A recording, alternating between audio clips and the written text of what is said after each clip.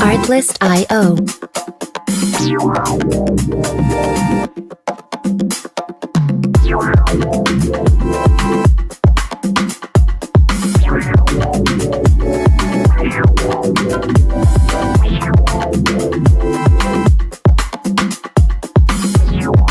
Music licensing reimagined.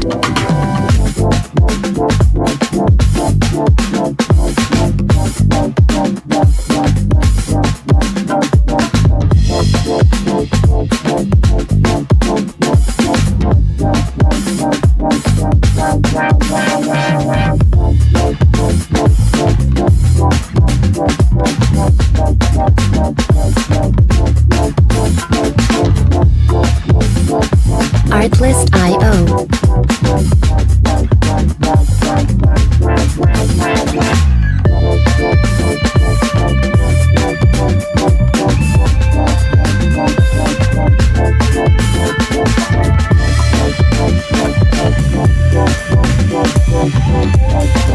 Music licensing reimagined.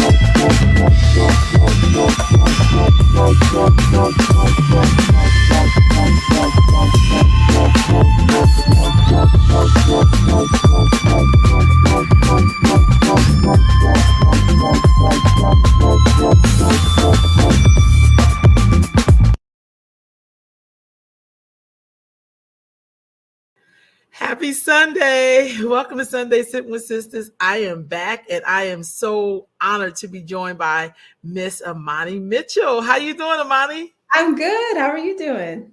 I'm doing wonderful. So my question for you is, first of all, thank you for agreeing to come and talk with me on Sunday Sit with Sisters.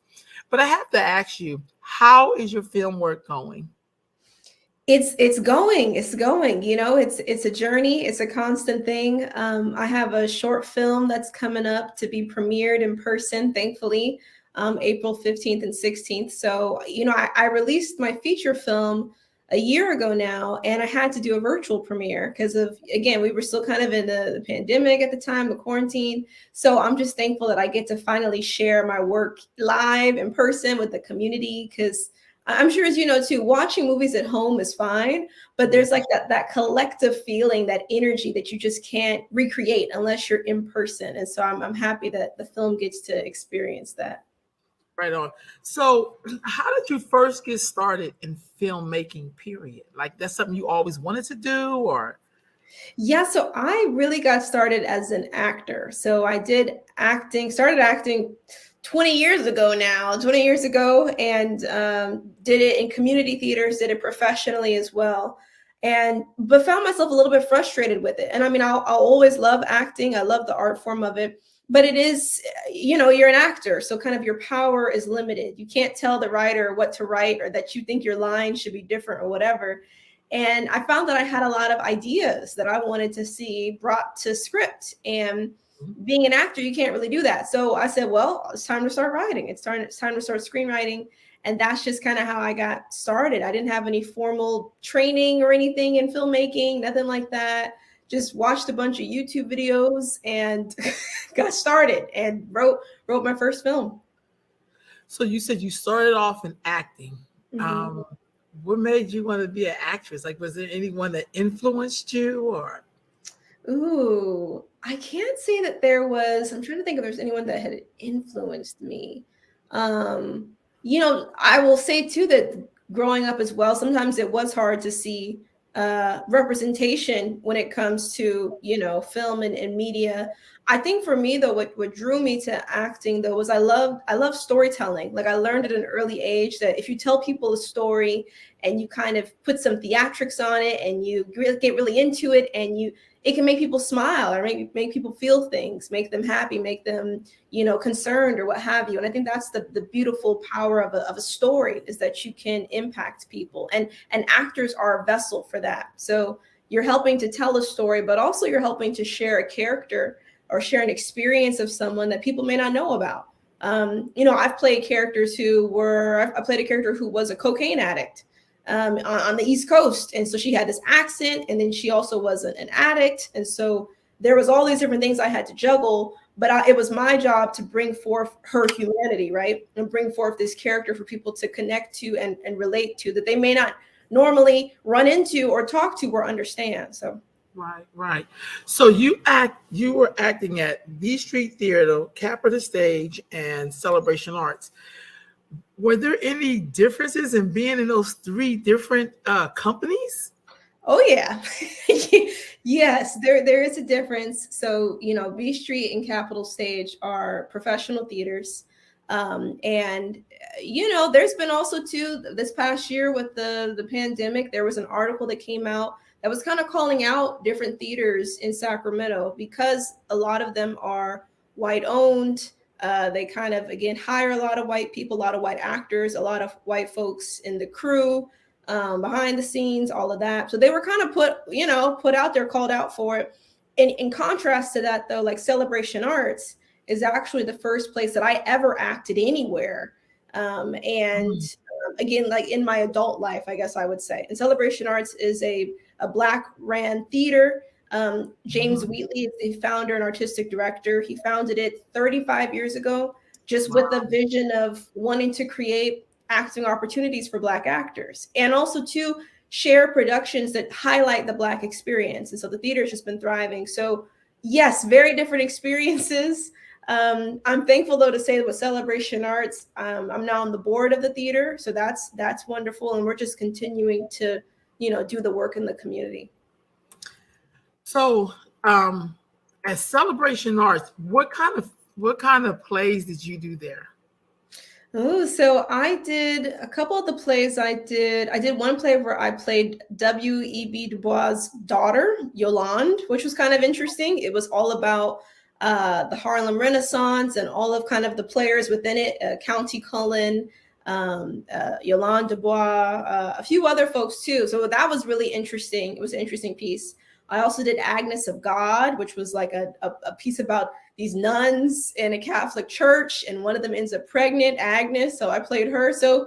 I mean, that's the cool thing too about Celebration Arts, is they're either putting on works that are, written by Black playwrights with Black characters, or they'll take a piece like Agnes of God, for example, and then put Black actors into it. So there's like, either way, we're trying to make sure that, it's diverse in that respective. And then more recently, I directed a show called Pipeline at Celebration Arts that explores the school to prison pipeline and how our Black youth are criminalized within academic institutions. And so anyways, they put forth a lot of great shows, a lot of great productions.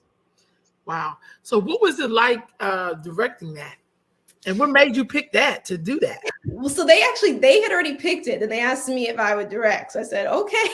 So I didn't actually pick it, but I mean, I read the script. I fell in love with it. I fell in love with the writing. Directing is interesting though. You are working with actors who all have their own personalities, different ways that they need to be talked to, different ways that they receive information as well. And so there's one layer of, getting them on track to where you want them to be, but also it's kind of like people management in a way. Like everybody kind of, learns a little bit differently. Some actors are really, really introspective and they need time to process something. And then some, they just want to know right on the spot, and they want you to call them out and tell them that they need to do this and do it loud and quick. And, so it's learning all of that, in addition to, figuring out the set design, the music, just generally, what is the vision that I want for the production.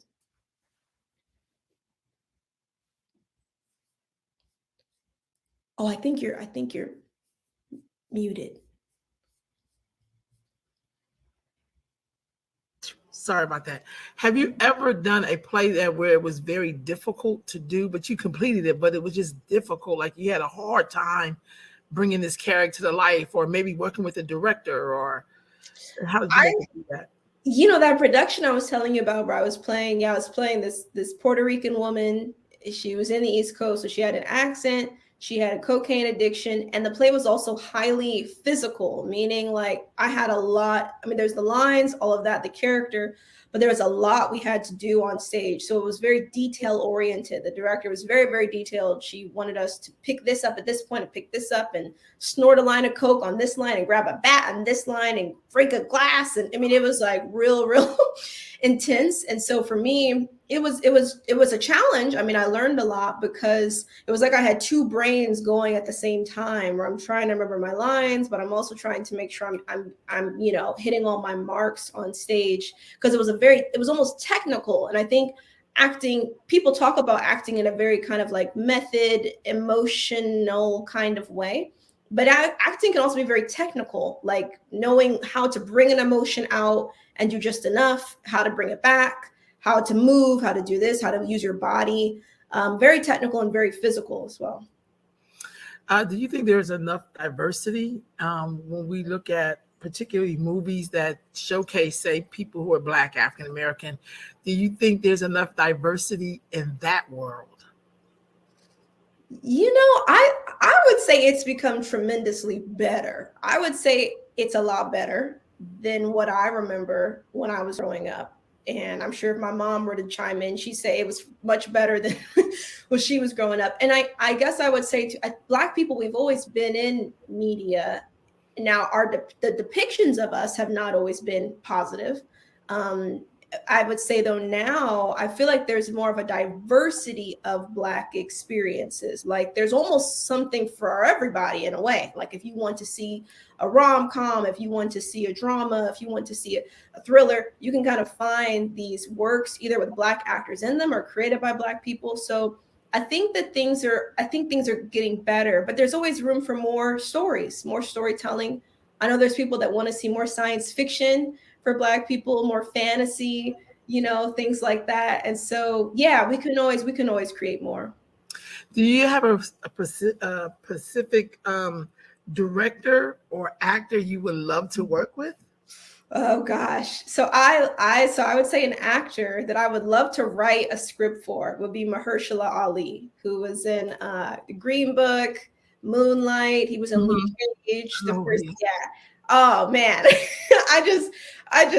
Actually, even with Whirlpool, when I first wrote Whirlpool, again, this just in my mind, I'm like, oh man, it'd be so cool if Mahershala Ali could play this character. Of course, I knew I wasn't going to have the budget to get Mahershala Ali.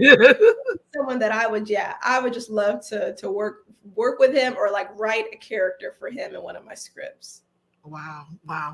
Are there any particular films you watched growing up that kind of motivated you, or that you love to watch?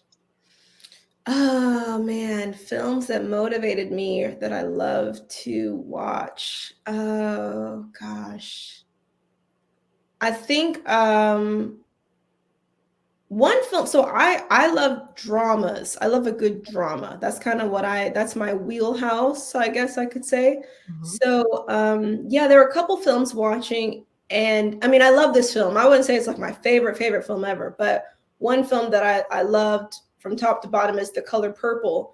I remember watching that and thinking like, wow, this one seems like it has a good budget. Like the scene, and that was directed by Steven Spielberg. So, I mean, yeah. I can imagine it got a bunch of, Oscar nominations and all of that, but it had a good budget. It was well shot. Cinematography was great. And, it had Black people at the core of the story. And it had a great journey for the main character. I loved Celie, seeing where she starts and kind of where she ends up, and this kind of liberation that we see that happens for her, amongst all the other characters in the film that kind of bring it to life and kind of color the world of the film. So that to me was a film that always stuck out to me. And I watched it as a kid. I was like, wow, this is really good. This is really interesting. Wow. What kind of film do you think could be like our almost modern day Color Purple? That's like 1980 something, which is great because everybody knows that Color Purple. We know lines from it, like, you know what I mean? Mm-hmm. But do you think there's any particular topic or issue that could almost, that could kind of, because that tells you about a time period that we need to know about, of course. But I don't know, is there any particular issue or topic that will reflect the time we're in right now that you think would make like a classic?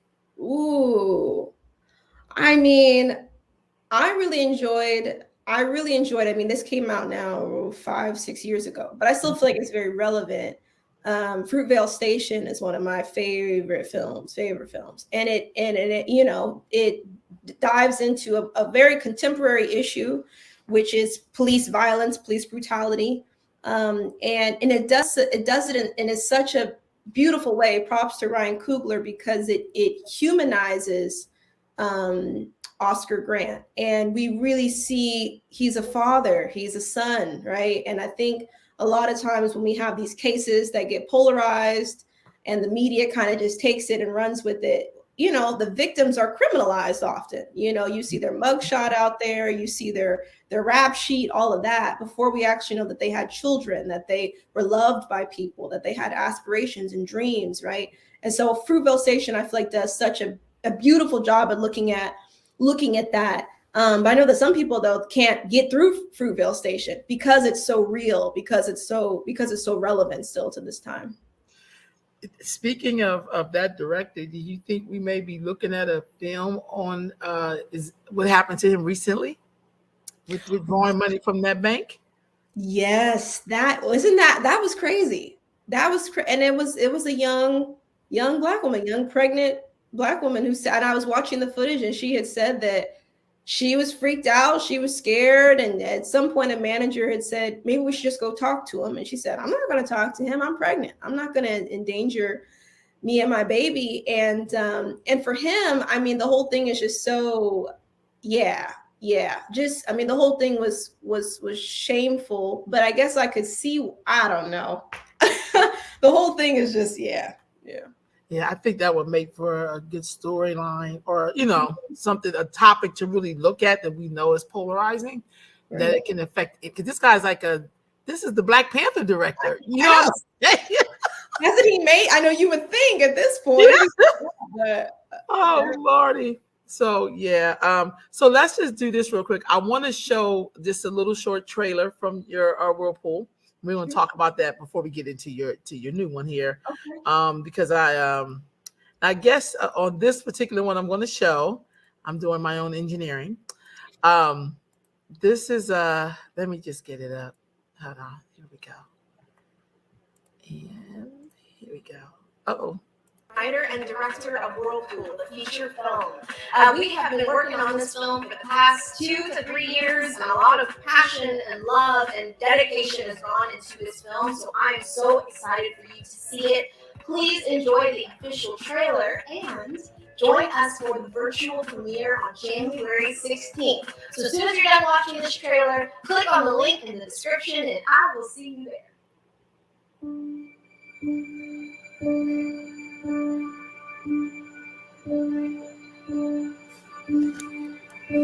Son, nobody blames you for this. I know they do. Let it go. You know what? Let it go. I can't. When you give somebody your word, they need to be able to trust you. You think I need you, but I don't. And I think that scares you. You had to know that at some point this stuff was gonna come out.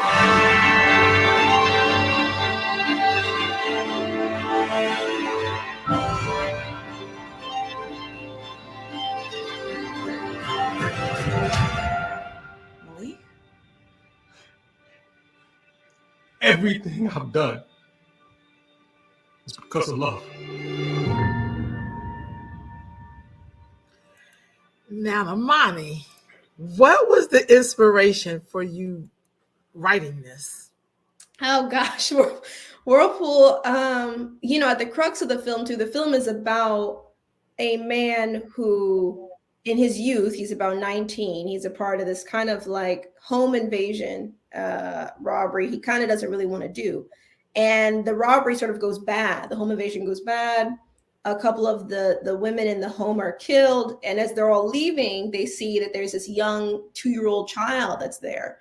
And so the main character, and we kind of learn about his thought process a little bit for why he does this, but he decides to take this child home with him, and subsequently keeps her, so kidnaps her and raises her for years, raises her as his own daughter. So the film then kind of jumps to where we learn she's now about 17, and he sort of constructed this whole life, really this whole kind of lie about how he came to get her and all of that. And she starts to sort of piece it together, though, and the truth kind of starts to leak in. So the film really picks back up on kind of like the week of when everything sort of implodes within the family and the secret comes out. And so, you know, I can't tell. I just was up late one night, I don't even know.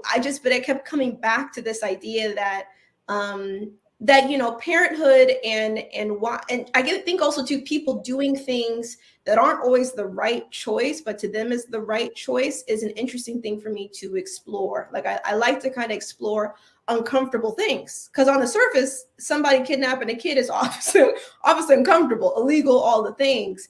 But what if he had good intentions, or what if in his mind it was the right intention? What if he raised her really well? What if he loves her? What if she loves him, right? And so hopefully the film, again, it's kind of complicated, but that's sort of the crux of it. So when you decided you wanted to do that first film, was it extremely difficult, or did things just kind of fall into place? Because you didn't like you've been trying to be a film director your whole life. You know what I'm saying? Like, yeah. It was difficult. It was difficult. I think, and I had to get also money, so that was kind of a burden. But I mean, we did it on a $20K budget, which I mean is tiny in compared. Some people say like $1 million budget. It's a tiny budget. So just to give some context, and yeah, so it was very challenging. I think though mostly what I dealt with was just kind of self-doubt, feeling like, oh man, I don't know enough people to pull this off. I've never even written a script before. Do I even know what I'm doing? Whatever. And then at some point it's like, just do it. I mean, once I wrote the script, then I really had no choice but to do it. In my mind, I'm like, well, you wrote the script, so now you got to do this. Before that, it was like, well, I'm just writing, but once it was done, and once I'd done a few drafts of it, I was like, well, you got to shoot it. You got to figure something out. And so it just was a matter of just continuing to connect and network with people and get this thing off the ground. So how was it received? I feel like it was received well. And, we did the virtual premiere. And so people could also comment throughout it, which was different. I was like, oh my gosh. So people were saying like, oh my God, people received it. A lot of people thought there were a lot of twists in it. So some people were like, I was on the edge of my seat. Wow, that was another twist. And I never wrote it with that intention. I was just trying to write a good story. And people were like, whoa, there's all these twists and turns. And so that was interesting to see. Wow. So the premiere, you never did anything like that before. I mean, the process you did was new, but you never did a premiere before. So that was new. Right. Yeah. What was it like setting up that virtual premiere? It was, I use StreamYard, which is what you're using. Yeah. And, logistically it was not a logistical nightmare, but what I did not like about it, I would say, is that because I was streaming it and it was going live onto Facebook and YouTube, and some of the quality was distorted through. So that was one thing I probably would not do that again, I would say.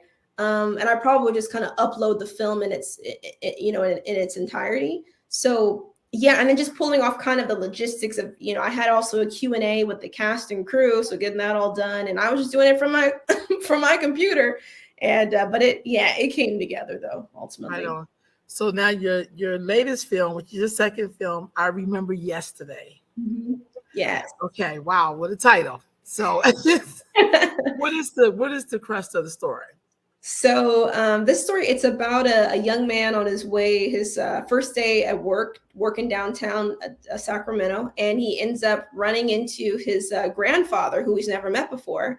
But he runs into his grandfather who's homeless. And so he's on the street, actually. And the film is actually based off a true story. It's a true story of a family. Has a chance encounter with his grandfather, learns that he's homeless. And when he kind of dives a bit deeper, we sort of peel back a family that's been impacted by abandonment, been impacted by grief as well, but that there's hope for a reconciliation, that there's some issues going on, there's some conflict, but the film kind of opens up a door. So yeah, and like I said too, this is based off a true story. So the young man whose family it's based off of, I'll have also kind of a little interview with him before the film on the premiere, so that people can learn more about him and his family. Well, I have the trailer. I have your trailer, so I'm going to show that. Right, I'm doing my engineering. Here we go. People still need healing, even if they don't want it. Coincidences like this, they mean something. Eric, Isaiah. nice to meet you.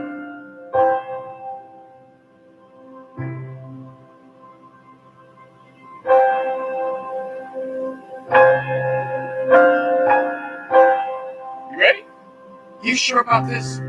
Yeah.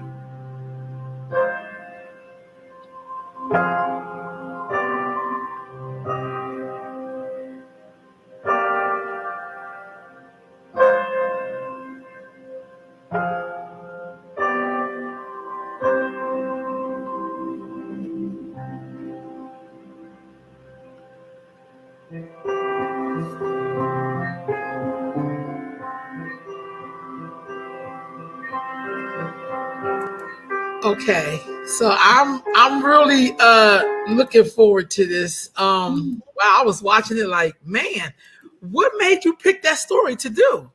I mean, yeah, it was a good friend of mine at the time. He had told me about his story, he shared it with me, and I was like, wow, that is really, really interesting. I don't think I've ever heard of anybody saying that. And he was from the Bay Area, so he was literally starting his first day at work, got off the BART, went to work, got back on the BART, and his grandfather was there in the BART station, homeless, asking for change. And so he was like, whoa.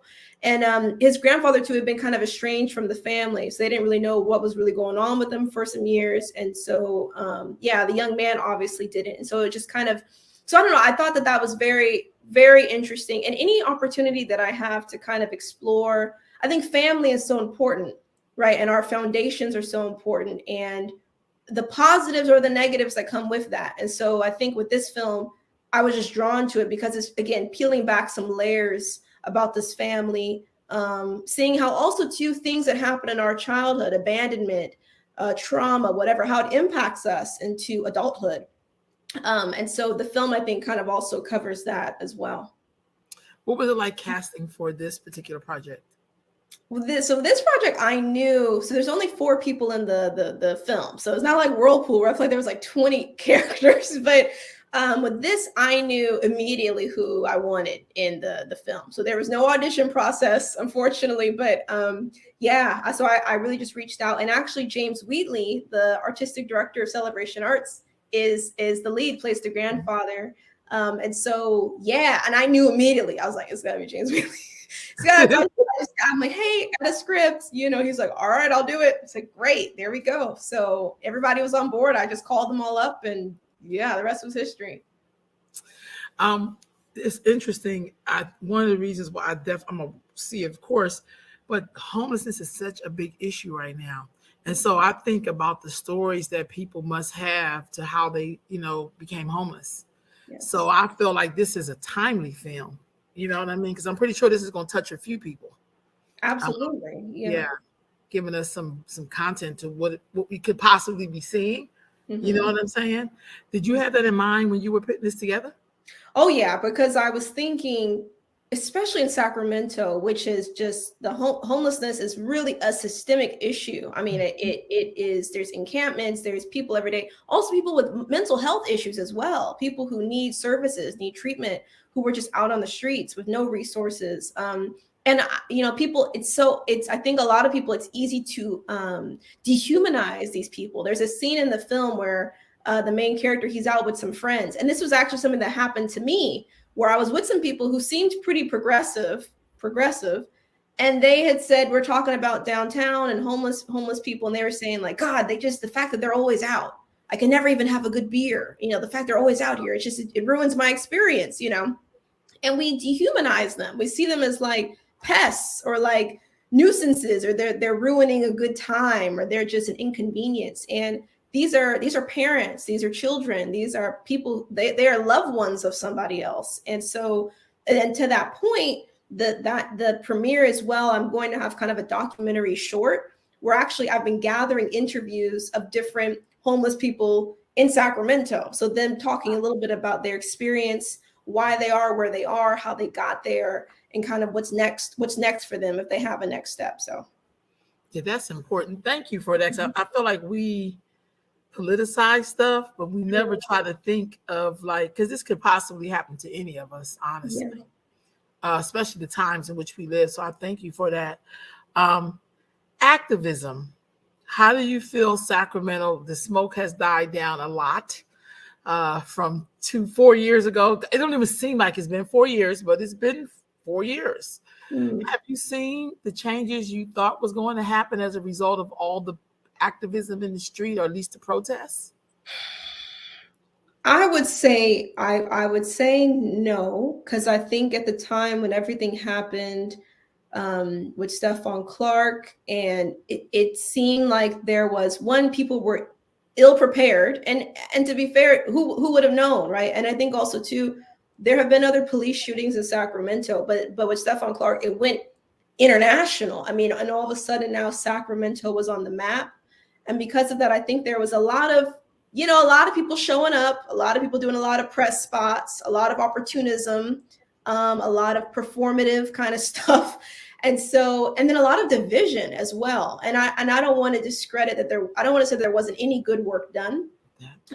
But I will say though that, looking back on all of it, have things improved, especially amongst different community organizations. I think some people were kind of coming together, and then things got kind of murky and divisive. And so I don't know. I feel like we're kind of just back at the same spot.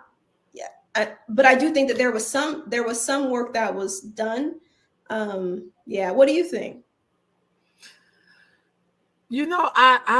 Oh God. So here's my truth. I came of age during the crack era. So I remember what it was like in the 80s and the early 90s. When I was in my early 20s, I worked for a nonprofit of Black women who built clinics, we did a whole bunch of stuff like that. Was really incredible.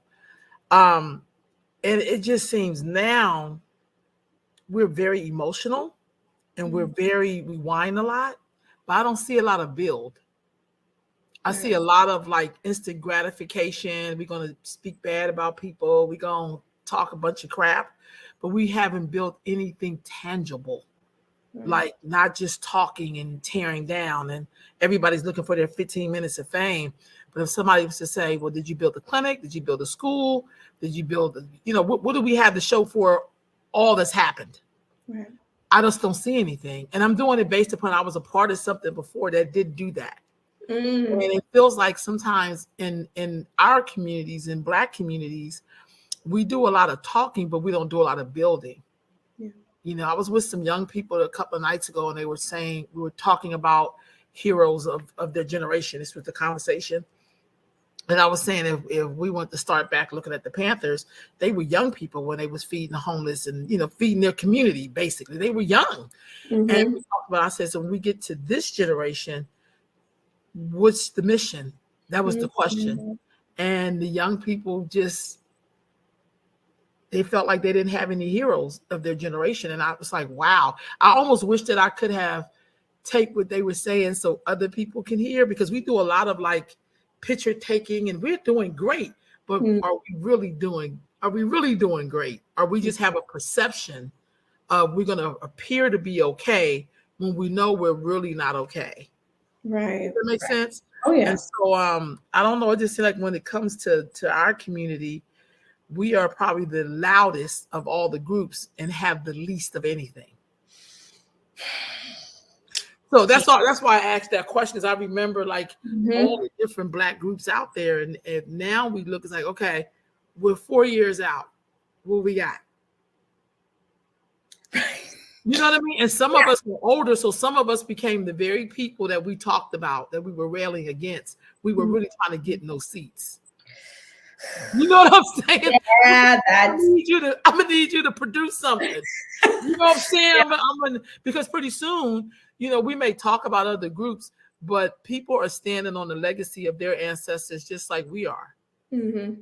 It works both ways. So, people can say Asian lives matter, but they have whole communities that their life matter. You don't get a bill signed that quick.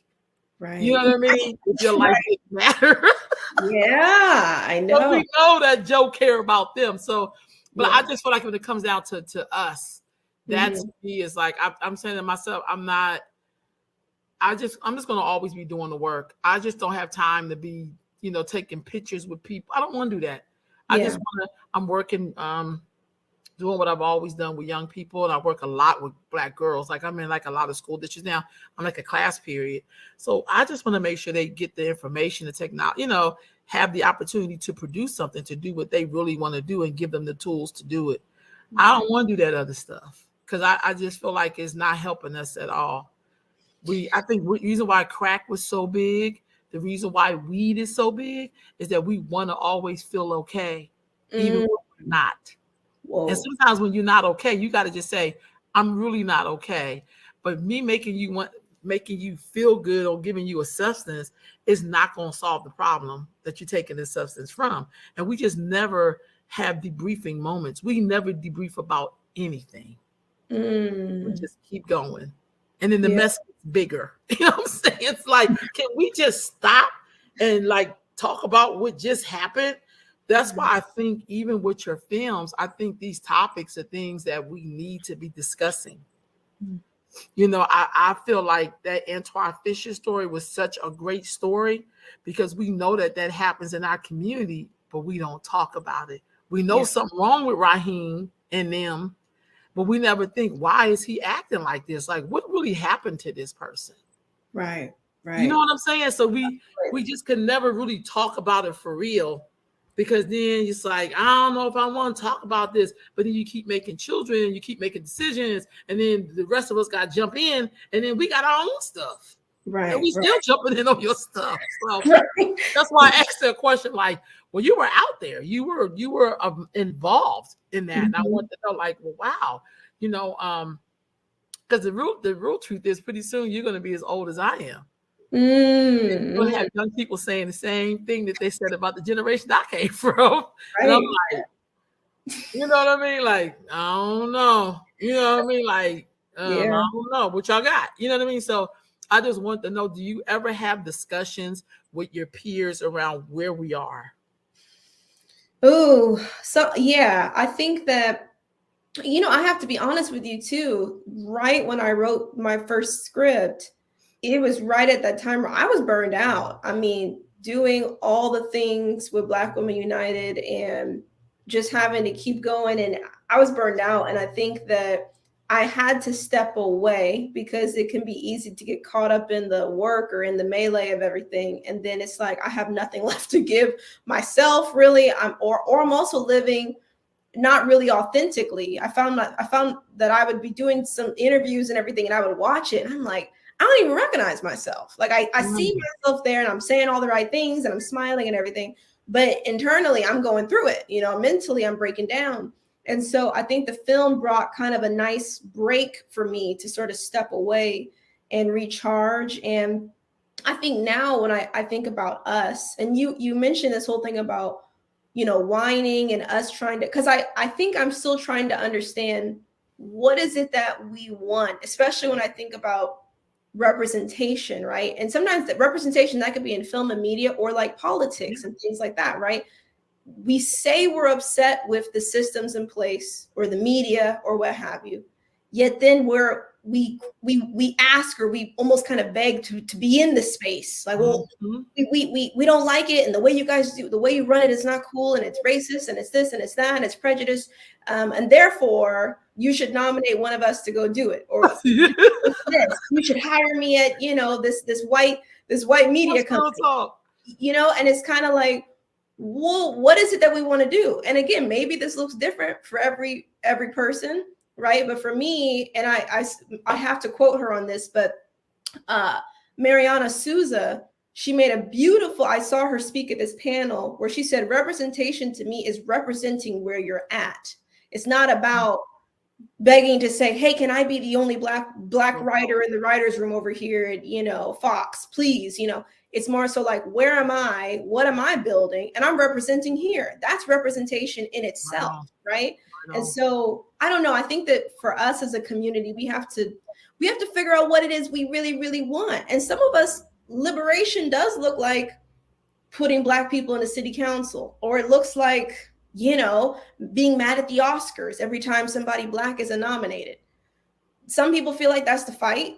But for me, I don't know. I've always been somebody who's tried to kind of stay where I am and kind of forge my path there. So whether that was with Black Women United and the Black Women's March, or it's with, you know, opening my film and just writing my own stories. Like, nobody gave me the authorization to do it. Nobody said, I just started doing it. I started writing the stories I wanted to tell and just started acting on it. So, you know.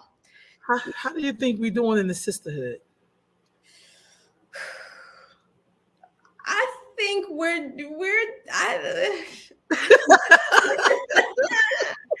you How know, is the sisterhood?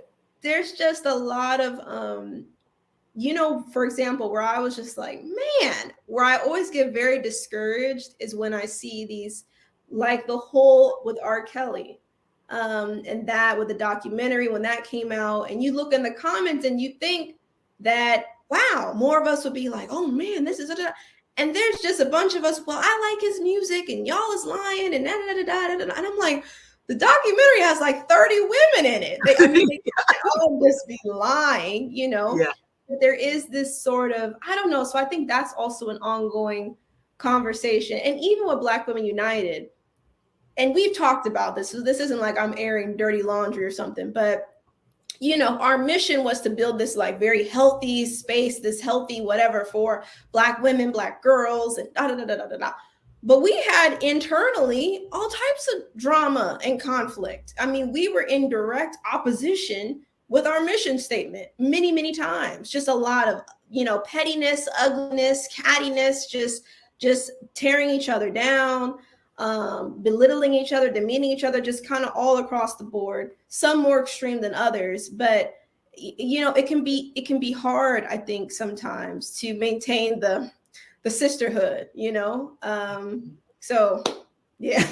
You know what? You summed that up pretty good, honestly. I mean, when I was coming of age, I was a part of like a sisterhood. That's how we built that clinic. It was Black women who built that clinic, and we scraped up the carpet off the floor. And I mean, just we was in it. You know what I'm saying? But I also think people ego and all our little isms get in the way: colorism, classism, our education status. You know, like we be, you know. And then instead of us trying to address it, we're going to put it on the system. And it's like, I don't even know the system. I know you know. So I feel like, I think that's why it's important to study history, because we almost make the same mistakes every so many years, or, you know, every lifetime. It's the same mistakes. And even though I've worked with some Black women who made me want to just wring their necks, I'm always rolling with sisters. Like, I'll be like, I just need to regroup, but I'll be there. You know what I mean? I'm gonna take a break. I'm not gonna see me for a couple of weeks. You know what I mean? But I'll be back. You know what I mean? Sometimes you just really need to step back sometimes. And I think all of us don't really understand what sisterhood is, because some of us are kind of new to this. So we don't always understand what that really means. You know what I'm saying? Yeah. And a lot of us are finding our way. I used to think when I was younger that everybody came up the way I came up. Some child in the 70s. I remember Black folks being with each other, calling each other sister and brother. Like, I just thought that's, and then I met some Black people who didn't know the Black national anthem, who did not grow up in a community like that. Like, you know, seriously, like, did not feel that, you know, we were together. I don't even know you. I don't eat watermelon. Like, you know, I get, you know, it's like, oh, well, damn, okay. You know what I mean? So then I had to realize, like, okay, we're that diversity word we like to be mad at white people about. We don't even practice that with each other. Right. Yeah. You know what Yeah. I mean?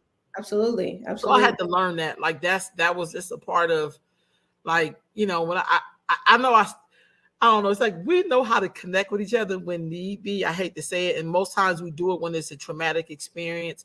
Like there is something about terror and trauma that Black people immediately know that Yeah.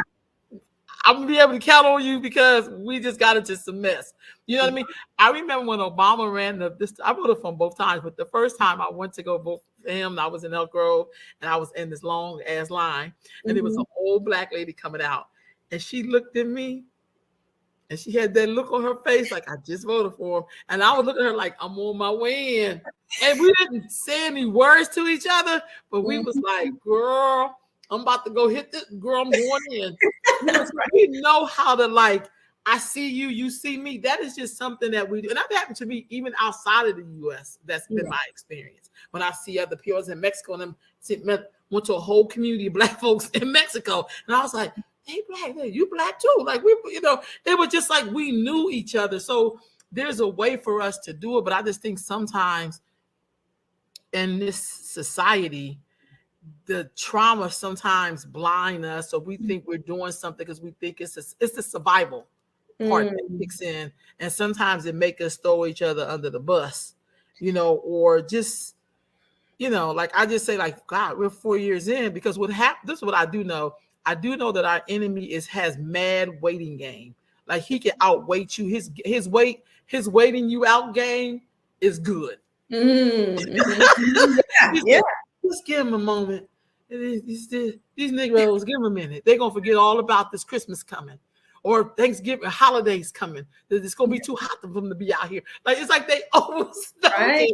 Yeah. You know, and then they'll be business as usual. We'll get that push right on through. Just give us about a week or two. You know what I mean? Or these people going to get old. They know that's because we don't do a good job, some of us, of doing continuums.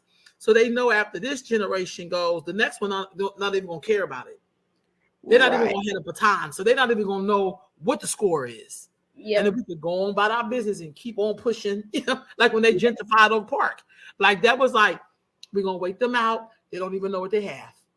They're gonna leave it. We're gonna pick it up. We're gonna buy it cheap, and they won't be able to get back in because we'll make the price. I mean, it's just they do this all over the country, but because we don't necessarily value history, or we don't really ask our parents or people around us, like, well, what was it like back in 1980? Because the plan they rolling out, they developed like 30, 25 years ago, sometimes 50 years. Like they'll sit on their plans. Yep. Because they know they'll be able to run it. Because they know we got short-term memory. Oh, yeah. Yeah. Oh, yeah. After this next project, what do you think your next project is going to be? Ooh, I have a one-woman play that I wrote that I would like to get out, and it was inspired in part by the young woman Chesley Christ, excuse me, who was Miss USA 2019 and recently killed herself, jumped from her building, and so anyway, that for some reason when that happened, that haunted me for like weeks. I couldn't stop thinking about her. Couldn't stop thinking. And I think maybe because I related to it in a sense, because a lot of people are like, she was so, who would have known? She seemed so great and and so chipper and just thinking back on a time in my life where I was like, wow, I think I was that person that at least had the representative, that had the person that could do all the things, but was very broken. And so, I just had one morning I woke up, she was really heavily on my mind. And I just sat down and started writing this one woman play, this one act, one woman play. And really it's about really kind of the hours or the moments before she kills herself, before she commits suicide.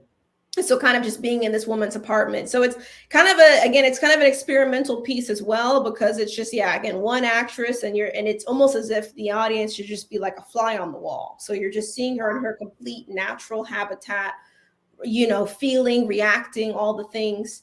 And so that's the next piece. And I just need to, you know, of course, find the right actress for the piece.